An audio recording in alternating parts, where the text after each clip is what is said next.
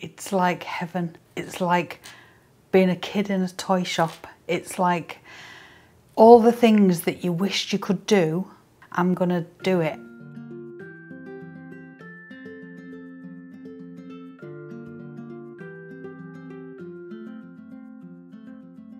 My name's Sharon Lawrence. I own and run Chapters and I have done for the last 10 years. Chapters is a private counselling and training organisation.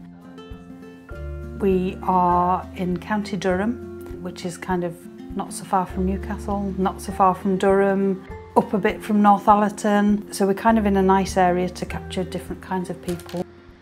I worked in an FE college for 7 years before I left to set up Chapters. I kind of became a little bit frustrated maybe with just the way that things work, the difficulties with funding, the difficulty in managing counselling training. So I decided that I was going to do something different. It was a big move to make, leaving a well-paid job. But I decided in the July, I left in the August, and then by the January, I had my first course up and running. So really fast. Where I worked before, I changed the courses that we delivered there from a different awarding body to the CPCAB, which we ran for a couple of years before I left. So I was familiar with them. I realised the quality of them. So when I set Chapters up, there was kind of no question that it would be CPCAB courses that we ran. We have approval to run the introductory course, the level 2, the level 3, the level 4, the level 5 and the level 6 supervision course. So we actually have approval to run all of the qualifications. My name's Jane Dodds. I was with Sharon at the college. I did my level 2 and my level 3 there. And then when she left to start up Chapters, I decided, right, that's where I'm going to do my diploma. So I joined her once she was up and running, did my diploma, and I've never sort of left. It's like, this is me now. Chapters is part of my life. So my role at Chapters is I teach the level 2s and the level 3s, and I also hook in with the diplomas. So that's the level 4s. So I do all their skills and I do their personal development bit as well. The creative side of it that we do is normally within PD, which is personal development. I think it's such a beneficial thing to do with them. Yesterday we were doing the boxes, and it just opens up to them things that they might not have seen before. Or it opens things up that they can look at differently, look in different perspectives. So yeah, there's loads of things that we bring in creatively to do with them, and it can evoke a lot of emotions for them. I feel that, you know, the qualification is, they really work for the qualification, and I really do think that they come out with something that's absolutely A1. I really do. Often students come along and they just kind of say, well, you know, I'm not sure if it's for me, but I'm going to come and do the level 2 and see what it's like. Often, once they start, they can't stop. You know, it's like once you pop, you can't stop. They do the level 2, then there's a natural progression onto level 3, and then they often stay and do the diploma as well. So we get students that kind of come for a look, but end up staying for 3 years and qualifying as a counsellor at the end of it. So I studied the level 2 and 3 counselling and then went on to do the level 4 diploma. The reason I got into the counselling training in the first place was because I was doing a psychology degree, distance learning psychology degree, and I was looking to see what my next module would be. And counselling came up as one of the options. And it had been something that I'd thought about for years, that this is something that I may like to do. So it just seemed as though it was the right time for me to go down that route. 10 years ago I lived in Australia. I was really interested in life coaching. but I was working for a law firm at the time, so I couldn't really afford to quit my job and do that.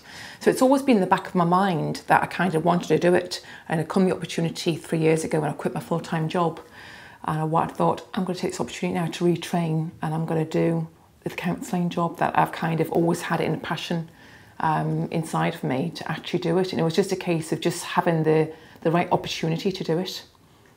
I got understanding because I've worked with people with sight loss for 25 years, but there's something special. So I thought, I'll do level 2 and I'll poke my nose and see what it's about and see if it's... Well, I'd probably got the same sort of image in my head as a lot of people. I thought a lot of hand-wringing and stuff, which it wasn't. So I started level 2 and walked into the room, and within an hour I was hooked.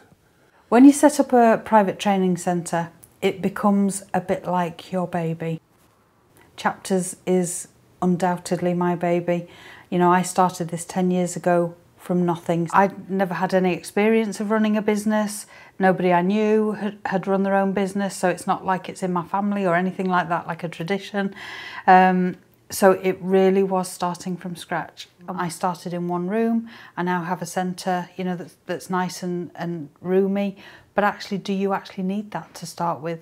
Okay, so welcome to the office. This is where Jane and I spend most of our time when we're not teaching, when we're organising paperwork. As you can see, there's lots of marking to be done.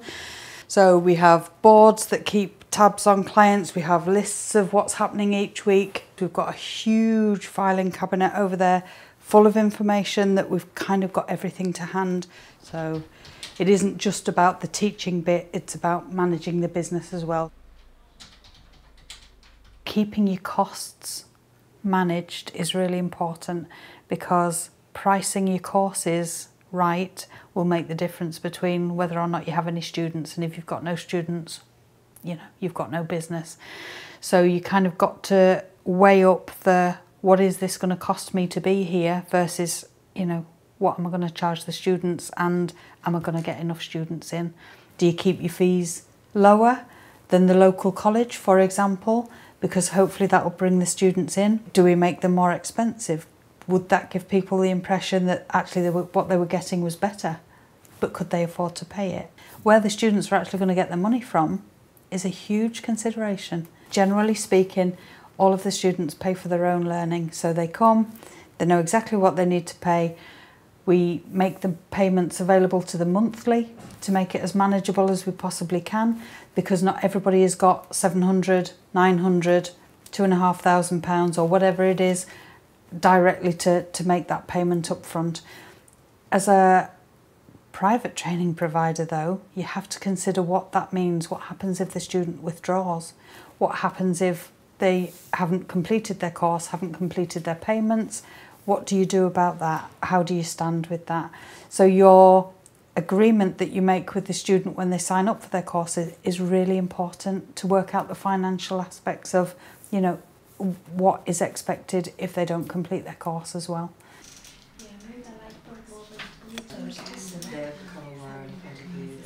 Having a complaints and appeals procedure is really important. All of the big colleges have them, and it's really important that we do as well. So finding somebody that has the skills, the ability to look at a complaint, for example, it's really important. Basically, you need somebody who's an experienced counsellor, an experienced trainer, and an experienced supervisor. That's the ideal situation, but finding somebody like that who would be prepared to look at complaints independently, you know, whether or not you can find that easily is a different matter. And we sell a service at the end of the day. That's what we're classed as. We're a service provider, and people are well within their rights to make a complaint or to appeal against a decision that you've made on their marking, or, you know, if you've not passed them, which does happen. So if a student complains, then it does feel very personal. That's the risk, that we take it very personally. And it can feel really difficult, really upsetting, quite painful, and as if it's a personal attack. My nugget of advice to people is to remember that, you know, it's not necessarily about you as a person. It's about their experience of your decision, and actually, you know, they may have a point. That's the thing to remember. They may have a point. Counselling is about ethics. It's about, you know, integrity, and the way that we communicate that to people is by being prepared to be looked at. You know, this is us, and if I've made a mistake, then I'll apologise and I'll put it right. If I haven't made a mistake, then actually I'll communicate that to the student, and then the decision stands, whatever it may be. One of the really important things about setting up a private training centre is that you've got to consider what happens if you can't be here, to keep costs managed, and so that, you know, you haven't got lots of people around you. You tend to do a lot of things yourself, so you manage exams, you manage student attendance, you do the teaching, you do all of the paperwork.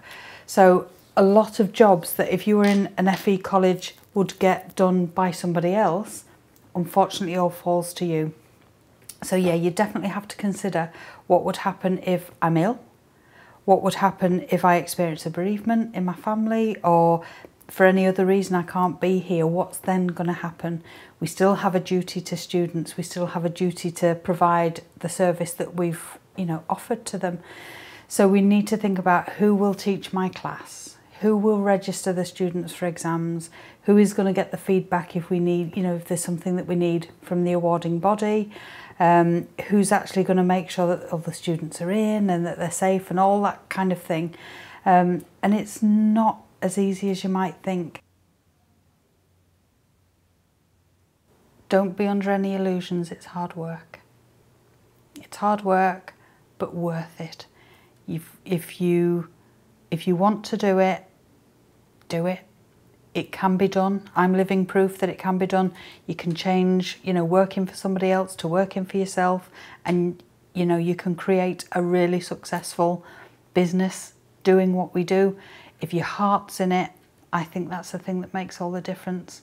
Seeing the students come to chapters with no experience of counselling at all, often they have associated jobs, so they might be a social worker or a teacher or a TA, and they're kind of interested.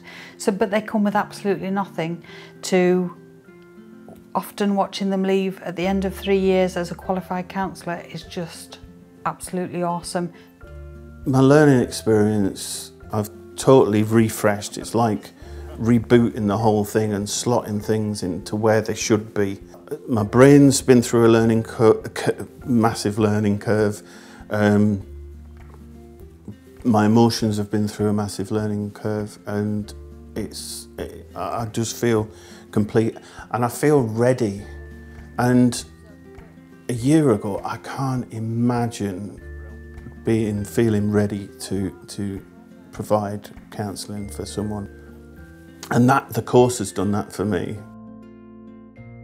It's seeing that change in them. Some of them come in and they're sort of shy and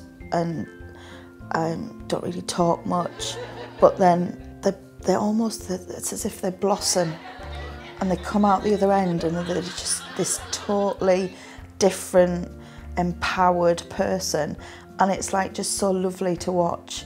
It's been very challenging, a lot of hard work. It's a big commitment to do the training, your assignments and all the homework you get, but it's totally worth it. A lot of great laughs, a lot of tears, and I've learned a lot about myself, and it's great because I can then put that into practice when I'm working with my clients. And I love it. I live and breathe it, and I really enjoy it. I'm really proud to run CPCAB qualifications. I'm proud that we've been doing it for such a long time. You know, we're nearly 10 years down the line, and there's a reason that we haven't changed. You know, there's a reason that we're still maintaining that relationship with the CPCAB. The connection with high quality qualifications, recognised qualifications, good care that we kind of receive as a centre, supportive feedback for the students when they need it.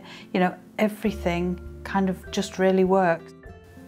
Without the counselling training, I wouldn't be living the life that I'm living now, in terms of job satisfaction, flexibility in being self-employed, working around my family. When I did qualify, it just felt right to go straight into private practice for me. So currently, now, I'm in private practice 100% and loving it. We watch them go through all sorts of transitions. We watch them go through the process of, you know, is this for me? Can I really do this? Am I confident enough? Oh God, I'm really going to be working with real clients, to I'm leaving and I've got a job actually, and I'm going to be working with this organisation doing this job. Is absolutely amazing. And I feel, for me, that's how we leave our footprint. That will be my footprint that I leave behind, is that I will have given other people skills that they can go and help other people with. And for me, that's just absolutely lovely.